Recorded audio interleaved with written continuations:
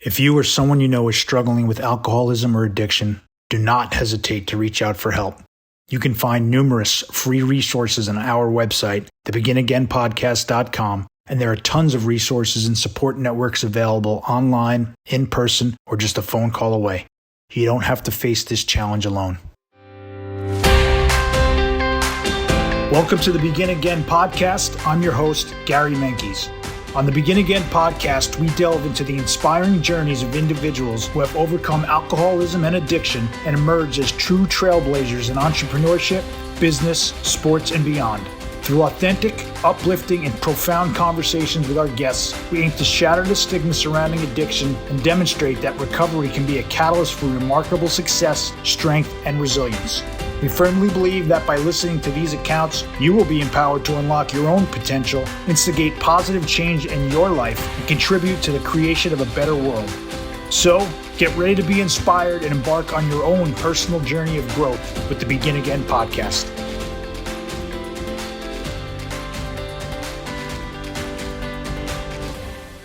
Hello, everyone. Welcome back to the Begin Again podcast. I'm your host, Gary Menkes, and today it is my pleasure to bring on Mikey R. of the Sober.Coffee podcast. Mikey was born and raised in Chicago, was living what he thought was a typical life that included recreational use of alcohol from a young age. While years of social drinking initially didn't have negative consequences, Mike's peace, serenity, happiness, relationships, and opportunities were eroded on a daily basis. And at one point, alcohol became a requirement, and the consequences started piling up. On October 13th of 2018, Mike surrendered to those that had figured out how to live a day without booze ruling their lives. With each new 24 hours, passion and purpose replaced pain. Peace replaced chaos. Confidence replaced fear, and so on. And now he walks the sober path of recovery intensely and reaps rewards beyond his imagination. Mike signed on to the Sober.Coffee podcast due to a deep desire to share what he has learned on the path to recovery with others. Mike loves helping newcomers as they navigate their new path. If I can help one individual towards sober success, my purpose has been fulfilled, is what Mike's tagline is. And Mikey, both, so great you're here. Thanks for coming on. How are you today? Giddy up. Both of us are glad to be here. Absolutely. Yeah, giddy up. I got chills. I just get chills reading that. I know that's off our website, our podcast website, and I wrote it, but I got chills listening to it because when, just the journey that I've been down, all kind of crammed into one paragraph or two paragraphs. It's like, what a life. And where I ended up is beyond me. And when you said October 18, 2018, I just lit up. Because that was my game changer, date changer, day. It was just unbelievable. Such a gift. Yeah, it really is. It is a gift. It is a gift that I have to protect every day. But hey, first of all, thank you very much for having me. I love what you do. I love the premise of your podcast, and which to me, because I'm sure we're going to talk a little bit about my journey and kind of where I was. But I love where I'm at right now. And it seems to me that's kind of your focus, what's life like now? And it's beyond my wildest imagination.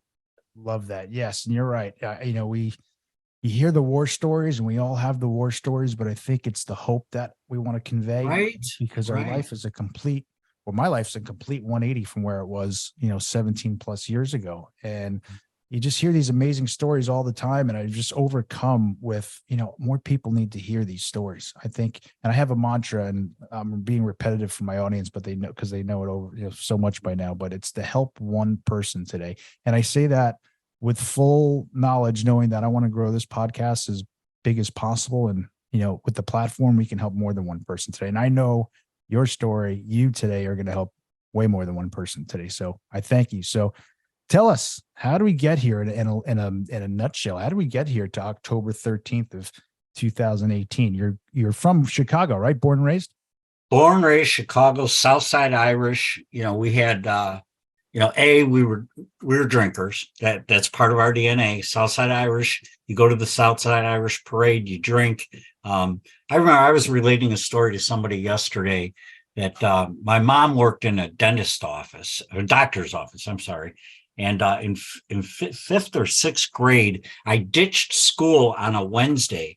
Now, Gary, I'm a little bit older, but back in my day, doctors never worked on a Wednesday. Okay, so get this. My mom works at a doctor's office. I have my sister manufacture a little card that says, Mike was out yesterday, Wednesday, March 17th, because of a doctor's appointment.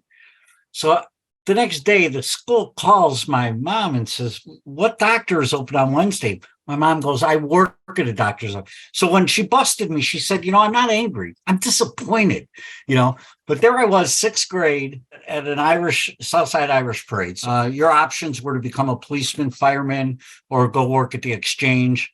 My path took me down to the Chicago Mercantile Exchange at an early age. Did some entrepreneurial stuff, but really my roots were started at Chicago Merc as a runner and then trader and that kind of thing, and living the life in the crazy pits and in a crazy environment.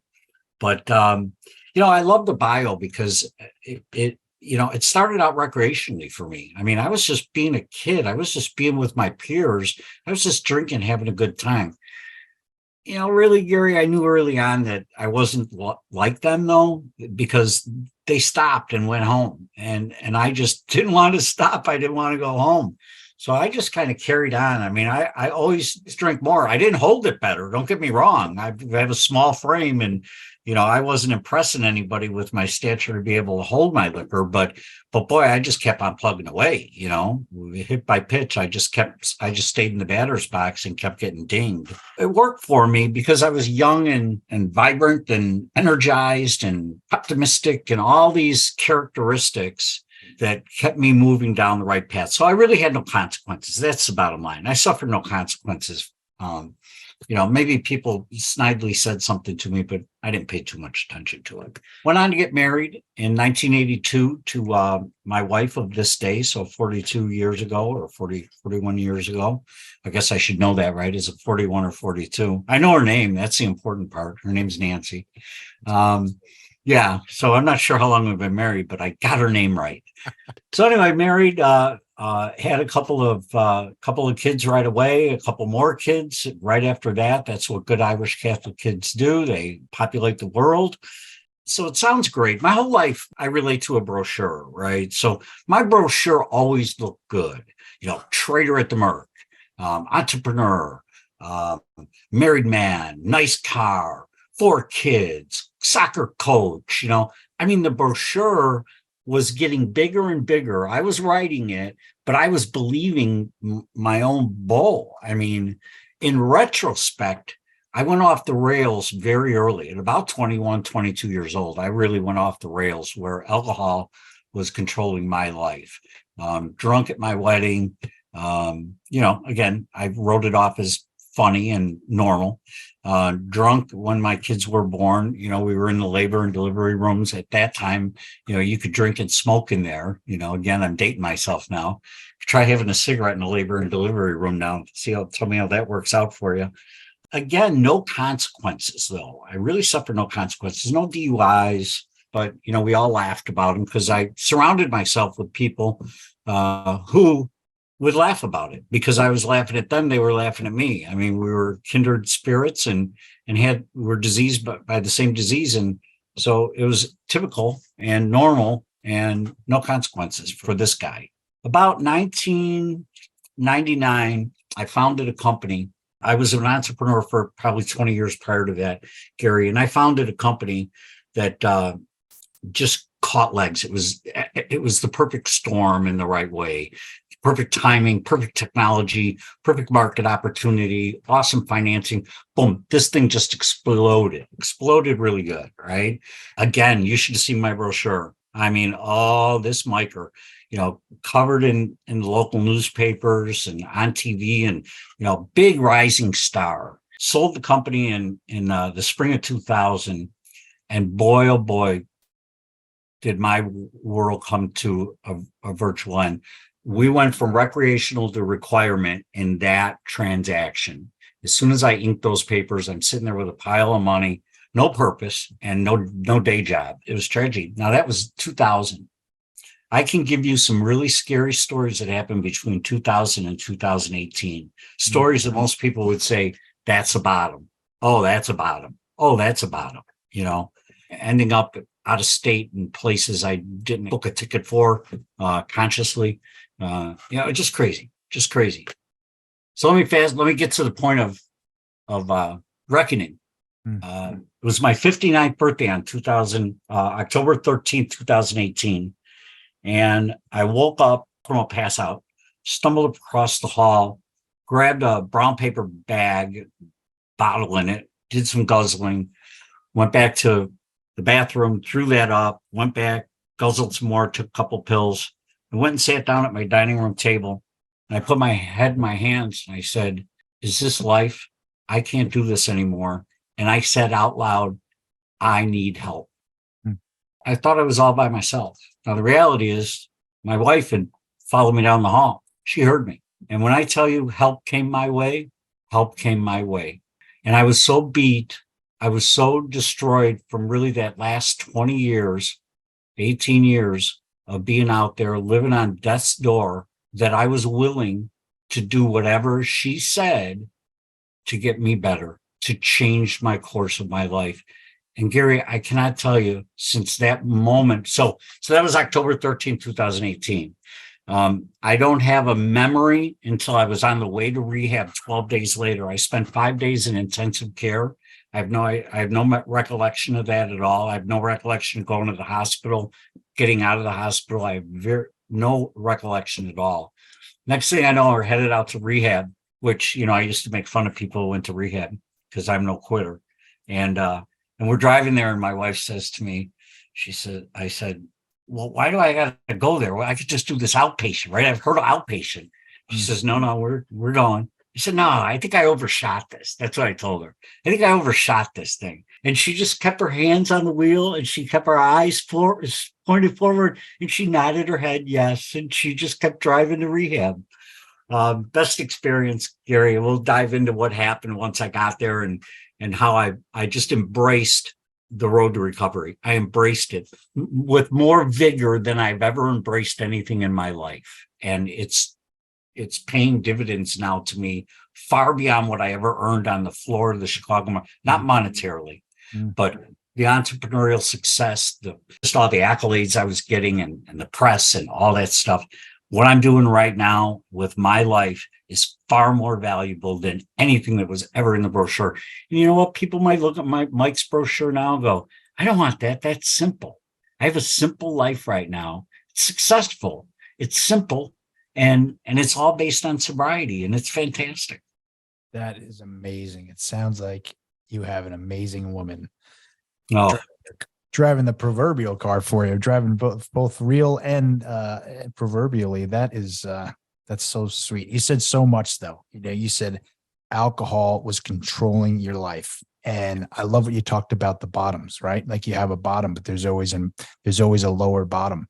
And yeah, cunning, baffling, and powerful. We hear that a lot, right? Like I had the baffling part. Like I would baffle everyone around me, kind of constantly, right? And then when it got dark and when I was really in my disease is when it's the cunning part is where, I don't want to do it anymore, but yet here I am. I did it again, or I don't want to drink tonight. I would talk to myself sometimes, young man in front of my computer all day long saying, I don't want to drink tonight. I don't want to drink tonight. And then, 4:30, I'd go out and I wouldn't come home all night and I'd go right to work in the morning if I made it to work. Cause a lot of times I didn't even make it to work. So it's your birthday.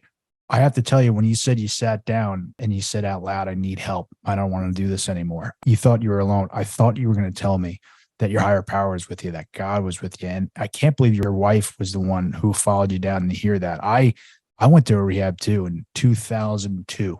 Really quick, I started working. You're in the Mercantile Exchange. I started working on Wall Street in 2001. It was my first real job. I was at one of the bulge brackets downtown, lower Manhattan. Sure. I started February of 2001. We know what happened in September of 2001. That's right. And I was, 6 blocks away, half a mile north of there. The following April, I'm going to rehab. And my girlfriend, who is my wife now, my girlfriend at the time, and my mom drove me up to this rehab, and I thought my life was over. but little did I know, my life was just getting started. It was. Isn't that incredible? It's incredible. You think you're pulling into a dead end, like, what could life possibly have to offer me? But I knew I needed something different. I just didn't know what the different was. I had no idea. I just knew I needed to be different.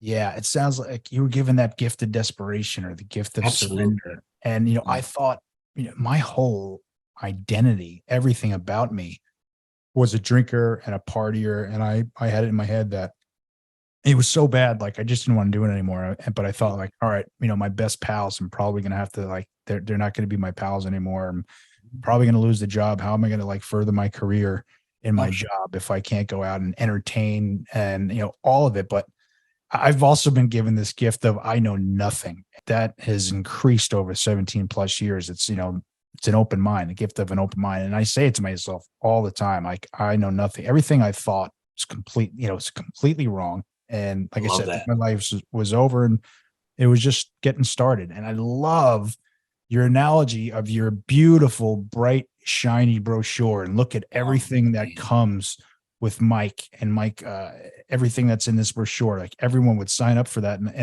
Sure. You got a healthy family, you got a beautiful family, you got a car, you got the career, you just sold your business, you guys sitting on a pile of money, and you say, now what? By the way, it sounds like you started the business in 99 and you sold it in 2000. That's a pretty good turnover rate there. So yeah, we did. We grew. We were a hyper growth company. I had a piece of software, a software suite, and just real quickly, it did everything. It did emails and communication, everything. It stored files. I just took the file storage piece and introduced that to the marketplace. It was a company called Free Drive, and it was the first file storage company on the internet, June of 1999. And by October of 2000, we had over 25 million users. So we went from 0 to 25 million users in like 18 months. Right. It was crazy. We ended up being bought out by Motorola. So, yeah. That is incredible. So that happens and you go from 2000 to 2018 of just, let's not gloss over the fact that, you're waking up over it sounds like an awful hangover, and you go and you take a swig. Right. And that's a sick person, right? And this is where there was no glass, there was no ice, there was no rocks. It wasn't sexy. It was everything but the bridge, Right. And let me tell you also, I have to get this in, is my mom's one of 10, and so Irish Catholic too. So and she has 7 brothers, 2 sisters. There's only 2 of us, but I'm the first grandchild on my mom's side, and I'm a very proud first grandchild of the McKees. So I relate to the big Irish Catholic families. And I also relate to the generational alcoholism that goes with that, and my wife likes to tell me a lot, like, Gary, you broke the mold here, like my children are going to grow up, my children are 8 and 10. They're going to grow up in a different household of what is expected and what is allowed and what is, okay than the households that you and I grew up in. Right. It was just, it was different culture, different culture. But I love what your wife said. I mean, we talk about a mold. I mean, I was molded into this one guy, and that mold was just shattered. I mean, all the things that I thought were important to me, all these character, and again, my character defects were also my survival skills. They were what made me successful, just like I had ADD my whole life. But at 63, I've learned how to train my ADD. I don't let it run me.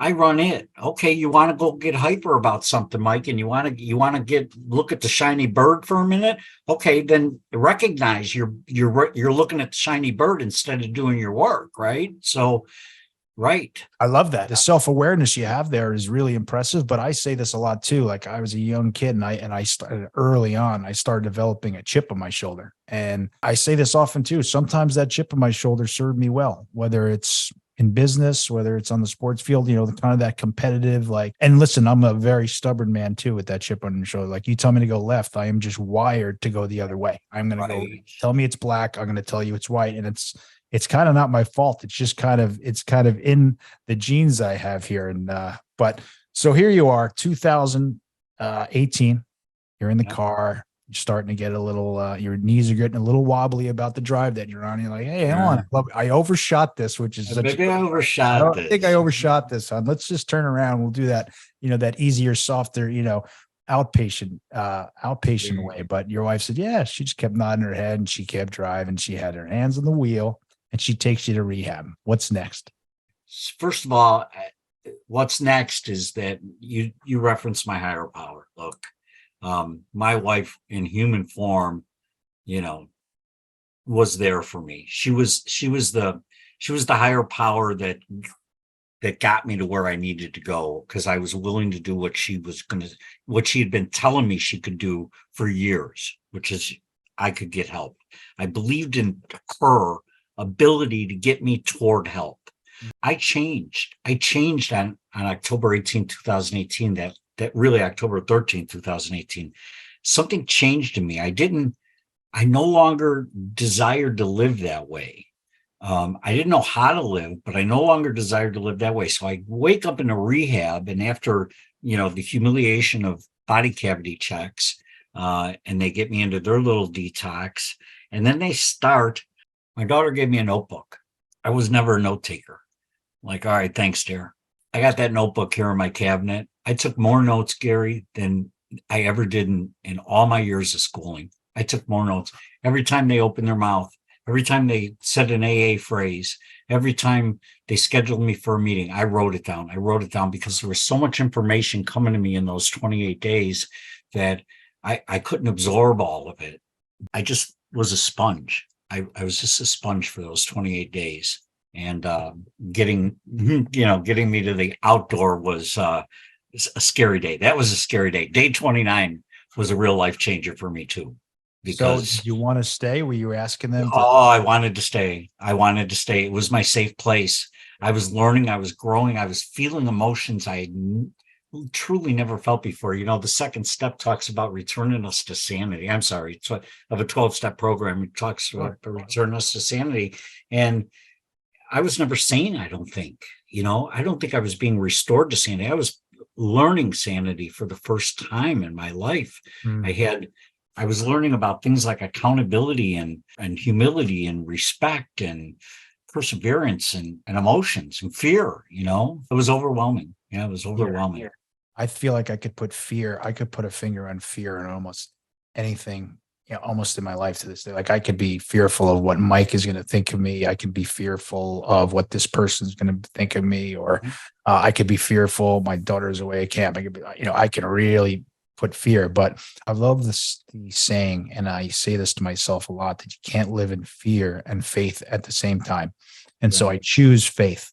My muscle memory or my computer programming may be to wake up, to default to the fear side, but I work to get to the faith side. And I work on that in my morning prayers. I start my day in gratitude every single morning on my knees. These are things that were not taught to me as a young man. These are things that are taught to me in sobriety. And it's some of the gifts. And when you started getting filled up, you just talked about your daughter handing you that journal.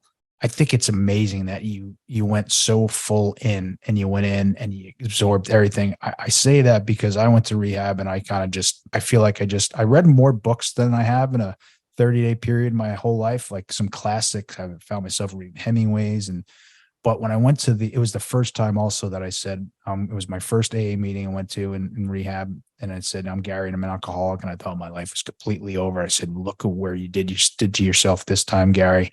I was an adult in stature, but I was a scared little boy inside, and I didn't know all this stuff. And I learned a lot about me, and I continue to this day to learn a lot about myself. And for me, it's been 17 plus years, but it's one day at a time. But it's an everyday growth process, right? And that's sort of the other beauty to this. Like, we get to grow every single day if we allow it to be. And someone said this morning too.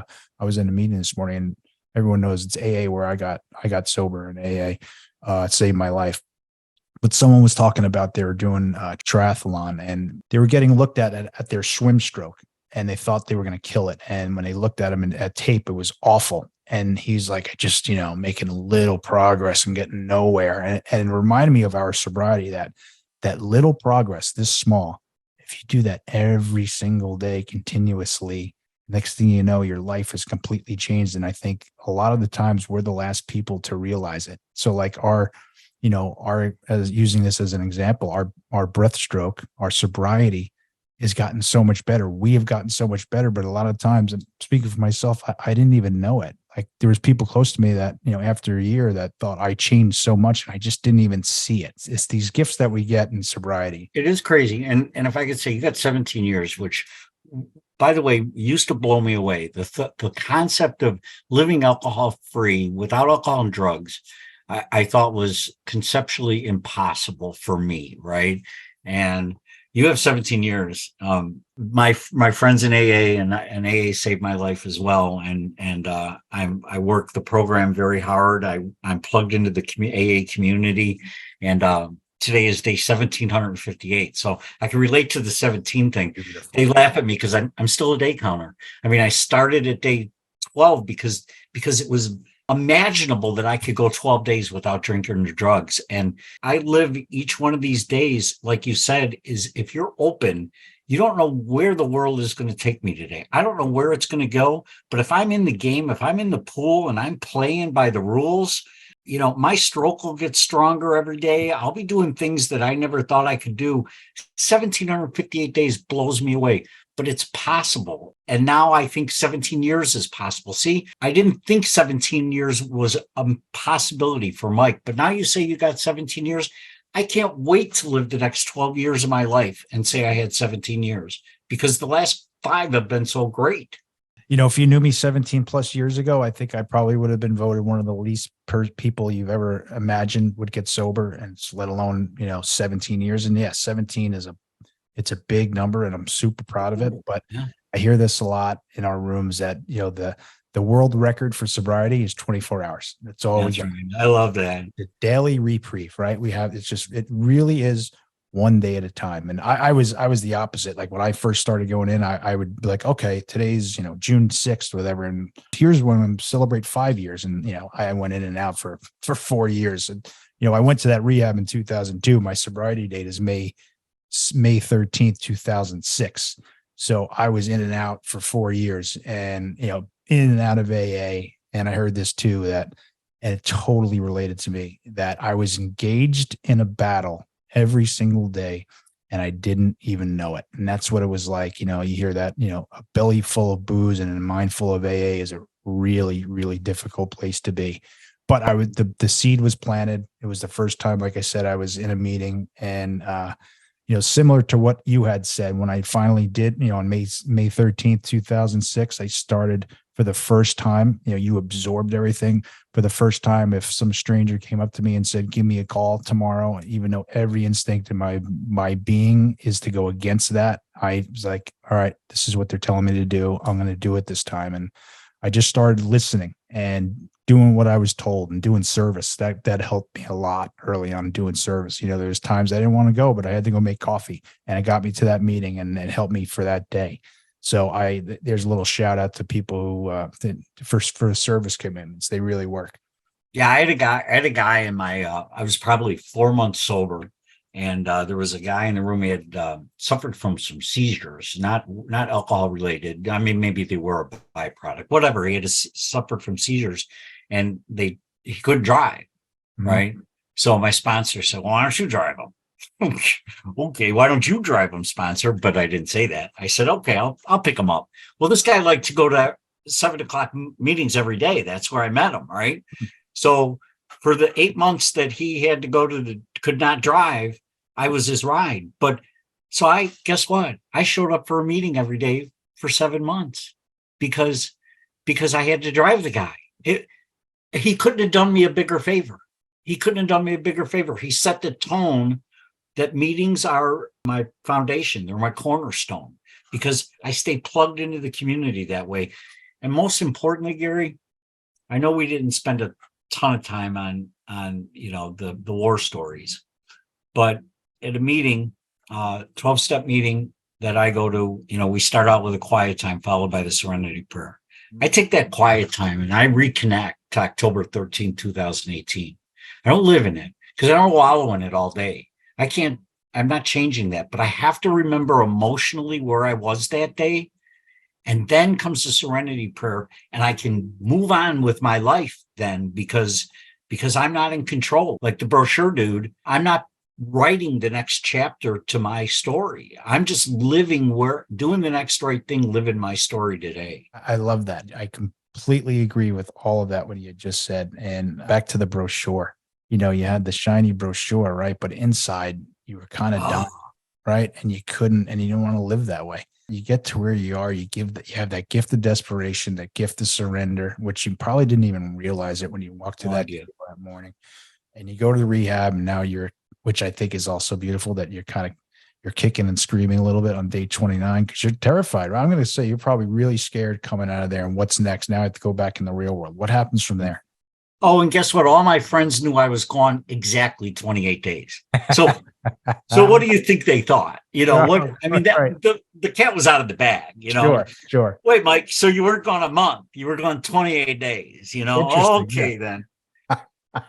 So that's great. Yeah, so, out, I made commitments coming out of rehab. My commitments were to do the things that were suggested to me. And the key ones were go to 90 meetings in 90 days. And I thought that to be an impossibility. And I ended up, and I'm not trying to say I'm an overachiever. I'm just saying that it worked for me. The 90 and 90 worked for me. It set a pattern and a habit for me. So I continued that quest after 90. I just kept going to meetings every day. So they told me to go to 90 meetings in 90 days. They told me to get a sponsor. I thought that was the hokiest thing in the world. First of all, I have no accountability. I was never accountable to anybody, not to my parents, not to my wife. And now you want me to be accountable to some drunk? Best thing I ever did in my life. And he heard all the stories. So I thought I was going to shock him with my stories of distraught. I mean, I was 55 years old. My mom is knocking on the door in a dirtbag hotel in Vegas. I got kicked out of Vegas, and my mom had to fly there to bring me home. I mean, that wasn't in my brochure, Gary. Right. I didn't put that. I didn't post that one. Left that on one Facebook. Out, right? Yeah, right. So yeah, get a sponsor and then service. You hit the nail on the head. I mean, and then came COVID, right? So then came COVID. I became the digital meeting center, right? So the first day of COVID, March 20th, is when they shut Chicago down. I set up a conference bridge because I was working with other guys that were on day 3, day 4. And now the meeting center is closed. And it broke my heart, and we had to do something. So no one knew about Zoom on the March 20th. They figured it out by March 22nd. But for that 48-hour period, we were doing the old dial-in bridge conference calls, right? Yeah.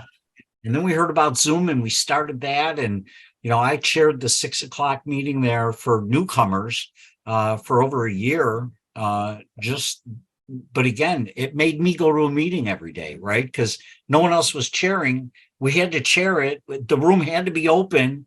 We needed it, and I needed it. I didn't know I needed it. I thought they needed it. But in retrospect, I needed it. I needed all these things to happen in my life to get me to where I'm at today, which is not it's not the prettiest brochure on the shelf, Gary. I got a great day job. It's not my own business. I help somebody else with their business. They're paying me a decent amount of money, and we're successful. And I have a lot of responsibility, but I'm not trying to conquer the world. That old Mike mentality. It's just, what do I have today? What are the gifts? We talk about our wives, and it's a gift. My kids are a gift. I'm a grandfather of 4 now. It's a gift. My daughters wouldn't have trusted stumbling Mike with an infant, and now I get to go to their ball games and carry them around and take them on vacations. It just blows me away that I'm living this life. Yeah, what's coming through big time to me is you have peace of mind. Oh, you are at peace with yourself. You're at peace with Mike, right? It seems like, I can tell, like you're fully content. And I think that's something that so many of us in sobriety, once we do find sobriety, are really chasing is, that peace of mind, that contentment, that, just for today, I'm right where I'm supposed to be.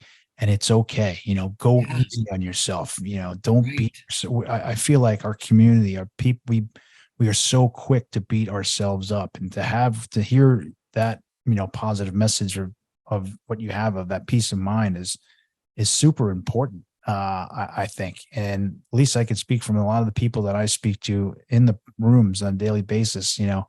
that's what they're after. They're after happiness. They're after, I don't want this fear, maybe it's a financial fear to grip them constantly. Like they've come so far. Why am I still, overcome with this fear? But then they use the tools in the program, and maybe, they plant their feet on the ground in gratitude and that, like I said, I keep repeating myself, the peace of mind that you have it's coming through. And I think it's so important for people to hear. Well, Gary, and it was such a void in my life. That old Mike, he beat himself. There was no serenity. There was no peace. There was no comfort.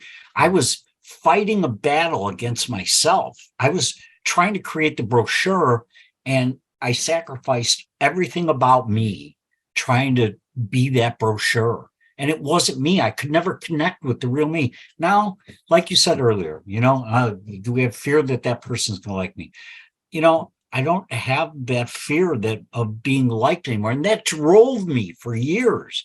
It doesn't matter to me anymore because I'm legitimate. I'm like, a friend of mine just passed away, and he just says, he was a what you see is what you get kind of guy. That's what I aspire to be. Yeah. What you see is what you get. I might not be your flavor, and that's okay. We don't, I have a wife. I don't need to marry another one. I don't need, Right. No, I don't. Yeah. I'm with you totally. And you bring up being, your children. Obviously, you can just tell how much they mean to you. And now you have grandchildren. What a gift that is. This is amazing to say too, but my children, like I mentioned, they were 10 and 8. They've never seen their dad drunk. If they saw this person drunk, their life would be immediately altered from that point on for the rest of their lives, because I was just a different person once it hit me. And I'll even go a little step further, that I don't have to even be drunk. If I took honest to God, if I took one sip of alcohol and it was in me, my aura, my energy would be completely different immediately, and they would know it and they would sense it. And probably I would instill a very strong sense of fear in those two little ones. And I don't have to do that. I don't have to worry about doing that today. I have my own my own issues that, dad can use a little more patience for sure. That's one of the words I ask for a lot from my higher power. Please give me a little more patience, but they don't see their dad drunk. And that's such a gift for me. It really is. And it's a gift for them. And what the gift is. And I just want to jump because yes, it's a gift they're seeing. They don't appreciate. Think of my kids. They all saw me drunk, right? Mm-hmm. They all knew I was in Vegas lost, right? Mm-hmm. They're all worried. So they're looking at me saying, wow. I mean, they're seeing this walking miracle. They're seeing it. And they're just awed by it. And they think it's me. Gary, it's not me. It's my higher power has removed the obsession and the compulsion to want to drink. Yeah. All I'm left with is one choice. That's don't take that first sip because I know what'll happen, right? And do the next right thing. That's my life. So I don't have to worry about all the other stuff, but they get to see that. And my whole responsibility, don't take the first sip and do the next right thing. Come on. Amen to that. I say this a lot too. I'm such a big proponent of KISS, keep it simple, stupid, because that's what I need to hear, because that's what works for me. And you're right. Keep it simple. Like, just don't drink, go to a meeting, reach out to another alcoholic, reach out to another. People think that's boring. There's nothing boring about my life. Trust me. I do. I think it's our mindset. We have this thing like, the brochure, we'll stay with that. The brochure is supposed to look a certain way. And that's, that's what a really good life is, but that's a bunch of BS, right? That's total BS. I took my kids on a road trip a couple weeks ago. They didn't even know where they're going. I drove them all the way up to Canada and went to the Niagara Falls. And did you bring them home? Yeah, we brought them home. Okay. Wow. Okay. Yeah. So it was kudos to you. Yeah, I know. Luckily, they didn't try to, go to the nearest airport and fly home because there's a little too many miles on everyone. But I bring that up because on the way home, the topic of drugs and alcoholism came up, and we talked about it, my 8 and 10-year-old, for about an hour on the ride home. And I looked at my wife after the conversation and I said, you know what?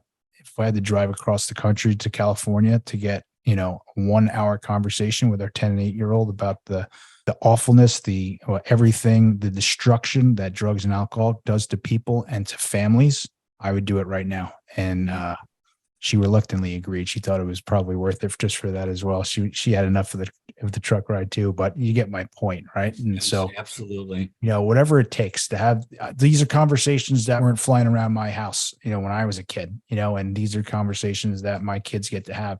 And so I celebrated in May. I mentioned my 17-year sobriety. My 8-year-old, my son, they know I don't drink. They haven't heard the entire story yet. They're kind of not quite ready for the whole story, but they're going to hear it obviously pretty soon. But anyway, so the very next day he comes in, he says, Dad, and he says, you don't drink alcohol?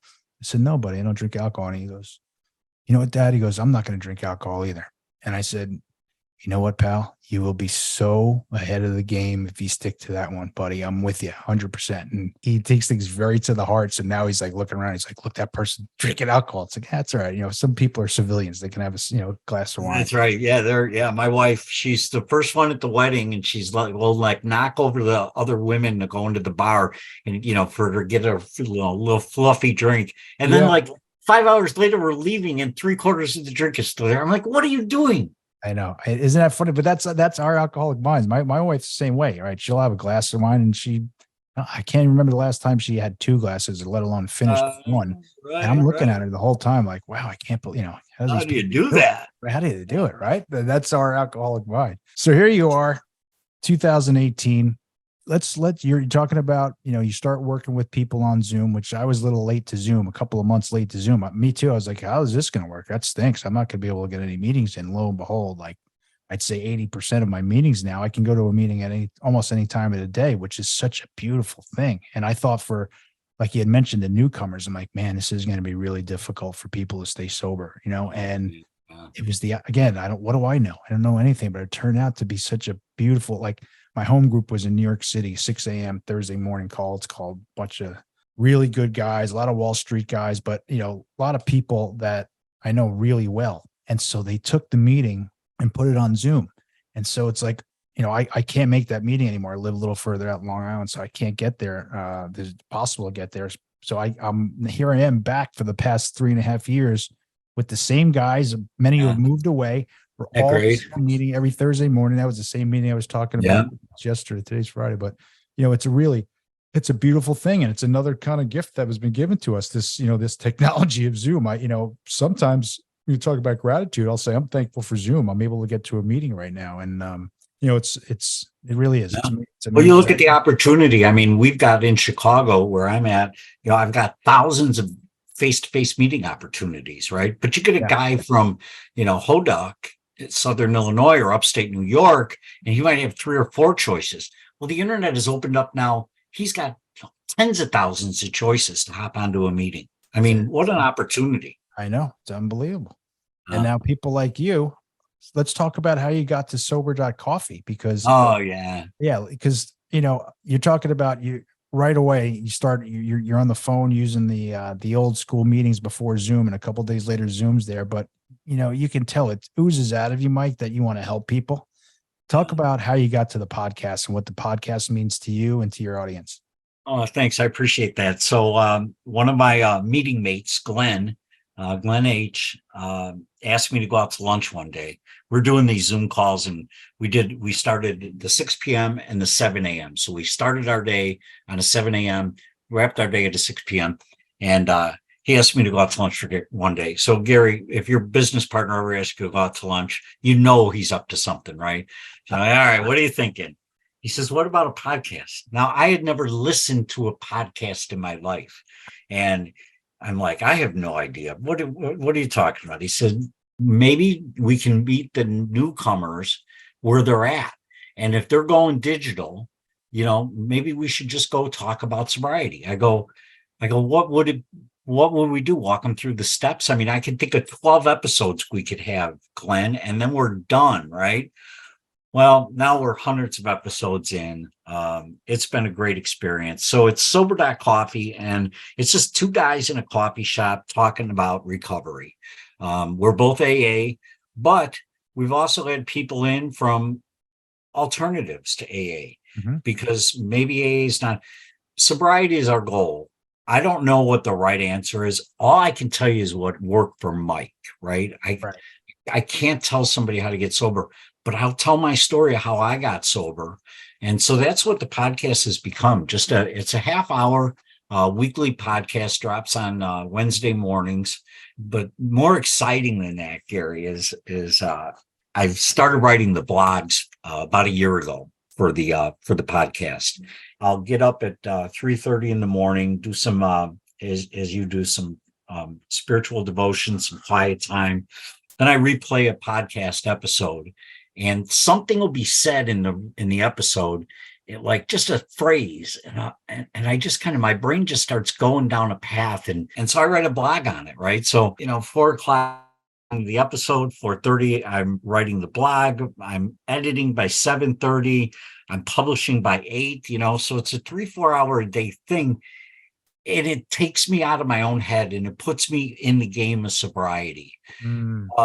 But let me back up to the lunch. I said, look, Glenn, I'll do this podcast with you. And he's a numbers guy. He's a big business guy, and he's a numbers guy. And we both agreed wholeheartedly to what you said to open up this podcast. And that is, if it'll help one guy, one gal, just one guy. All I really want to do is leave a message out there in Digitalville that there's hope here. I was 59 years old, and I thought there was no way out of my circumstance. And today I'm living a whole nother life. All I want somebody to do is hold on to the thread that there's hope for them, because there is hope for them. And I see young kids coming into the program now. Your son gave me goosebumps. I mean, you got an 8-year-old who's thinking about sobriety. That's fantastic. The word sobriety was never tossed around my kitchen table when I was 8 years old. That is fantastic. They're sober curious. They're sober movements. I just know, like you said, that the darkness that I came from, the despair, internal despair, has been washed away, and I'm living this great. I just want someone to hold on to that hope that it can happen for them. I believe it can happen for them. I really do. I believe in every person that comes through. I might scratch my head and go, dude, you're not doing it right, but I'm probably not doing it right to the next guy, but it's working for me, and it's working for you. And so I listened to people that it was working for. I'm listening to you because you've got 17 years. I want what you have, Gary. I want 17 years. You bring up such an amazing point too. 59 years old, you come in, right? Like, that doesn't happen often. It doesn't happen that often. And you took the initiative with that. Again, I think it's the third time you had that moment at your kitchen table, right? But you're 59. Gave up. I surrendered, man. I quit. Yeah. You didn't want to live that way anymore. No. You didn't want to do it anymore. That's what happened to me. I can't really even put a finger on what exactly happened on May 12th, 2013 for me, but I just didn't want to do it anymore. And I was in like how I was leading up to that. I was all alone. I had in my apartment, I had my shades all drawn in a dark place, drunk, literally skunk, smoking weed, like just a complete and total nothing. Zero, bringing nothing to this world at all. And I was overcome with, I said, I don't want to do this anymore. What do I do? And for the first time in my life, I spilled out all my booze the very next day. I had never done that before because, you never know. Like you said, I might have overshot this whole thing, and I have to go right. So I save it, right? But no, this time I dumped it all out. And I was never going to go back to AA either, Mike. I knew that. In those 4 years I had mentioned, from rehab to my sobriety date, I knew there'd be a time that I have to stop drinking for sure. But I was going to do it on my own, do it my own way. I wasn't going to go back to AA. But lo and behold, May 13th, 2006, 2006, I found myself calling Intergroup in New York City and telling them that I had a problem with drinking and I need a meeting. And they directed me to a meeting. And back then they had the pamphlets. You walk in, they had a pamphlet, and you talked about this too, not to back up, but I need to remember where I come from too. I don't live there, but I need that reminder for sure, because sometimes I can ask myself, Mike, like, how bad was it? I know, right? Was I really that bad? I'm a different person now. I could probably do this a little more normally now. And the answer is absolutely not. I can't. And that's just for me. And I know me, maybe I can go out and have a beer right now. Maybe tomorrow I can, but there'll be a time, and it'll be a lot sooner than I think, that I will be right back where I was 17 plus years ago. And that was bad places. That was arrests. That was just, forget about the trouble. I bring up the trouble all the time. Just inside, a complete, It's utter the soul inside. sickness. Yes. Yes. And look at you now. I'm looking at your backdrop. You've got dots on a map of places you've been. You've got people that you aspired their work ethic. You inspire other people with your work ethic. And look at you now, 17 years later. Look what you're doing. I mean, you're making an impact on the world, and to an 8-year-old boy and to everyone who's listening to this podcast. That's just awesome.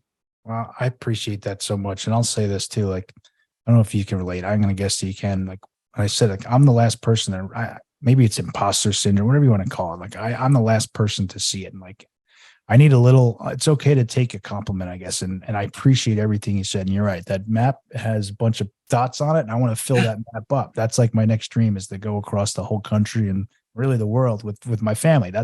Those are my dreams. I had different dreams, 20 years ago. They were soul sickness dreams. They weren't Sure. real.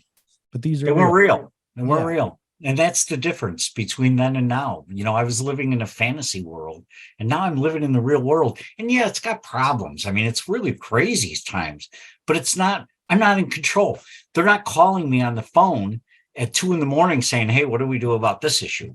It's above my pay grade. Yeah. My job is to just not take a drink and do the next right thing. It's really that simple. It is that simple. It is. It's amazing. And so, Mike, where can we find you? Where's the best place to go find Sober.Coffee? Where can we find you and read your book? We're on the podcast that drops weekly is on all podcast platforms. And then we have the www.sober.coffee. Mm-hmm. So we're not a .com, no .coms. We're .coffee. We're just that cool. And the blogs are found under a tab called Writings. And I'd love some feedback. I mean, it's just my thing. I talk a lot about 12-step. I've got a disclaimer on there, but because I'm not representing AA, but I love what AA has done to my life. Not just stop me from drinking, but all the growth, the living the principles of integrity and humility, and all the things I've learned from AA about a better way to live. That's what I tout.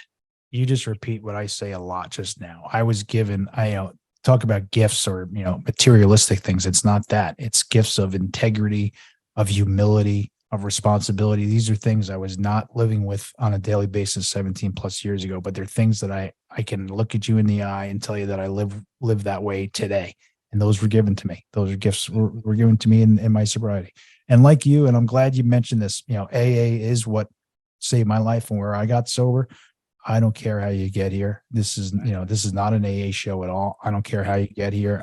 I do believe we should all, if you have a problem, we should all get here somehow. Like he's mentioned, all those other communities, Sober Curious, AF, which is alcohol free. There's a lot of ways to do it. And I am not a thumper at all, but just get here, and we're all on the same team if you get here, for sure. And you change your life. Hope. There's hope, and there's people that'll help you. There's people that'll help you in every stretch. And every step of the way. Couldn't agree with you more. That's the beauty of it. We love what you're doing here, Gary. No, I love what you're doing too, Mike. And I say this a lot too. And podcasting wasn't on my radar too. I listened to podcasts. I liked them, but it wasn't on my personal radar at all. And this has all happened really quickly. But the best part about this so fast has been the amazing people that I'm meeting and the amazing communities I'm meeting, people like you, Mike. And so I'm big in keeping relationships strong and not a one and done. So you and I are staying in touch for sure. And this has been an absolute pleasure. And I can't thank you enough for coming on and sharing your message of inspiration and hope. And I love everything you're doing at Sober.Coffee. We're going to put it all on the program notes so everyone can go and find you. Excellent. Gary, have a great day, man. Have a great day. Thanks for again, Mike. Be good. God bless. All right. You too, bud.